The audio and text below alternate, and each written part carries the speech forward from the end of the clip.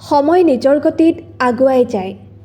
সিদিনালৈকে যিজনী ছোৱালীয়ে আনৰ হাতত ধৰি ৰাস্তা পাৰ হ'বলৈ ৰৈ আছিল, সেই ছোৱালীজনী আজি অকণমান সাহসী হৈছে।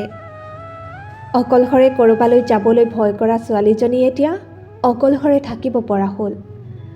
কিছুমান দুৰ্বলতা যদিও বা একেবাৰে আঁতৰাব নোৱাৰি, তথাপিও তাই চেষ্টা কৰে নিজকে সুখী ৰাখিবলৈ।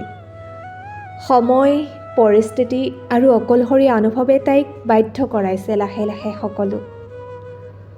অভিযোগ নকৰে কেতিয়াও তাই, অপেক্ষাও নকৰে কোনোবাই খবৰ লোৱালৈ। তাই এতিয়া ভালপোৱা হৈছে। মহানগৰীৰ যান্ত্ৰিকতাৰ মাজত হাজাৰ মানুহৰ ভিৰত নিজক বিচাৰি ফুৰি।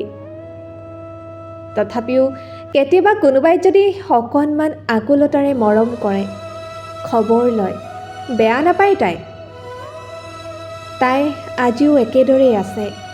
সেই একেই অভিমান, একেই ক্ষোভ, একেই অভিযোগ।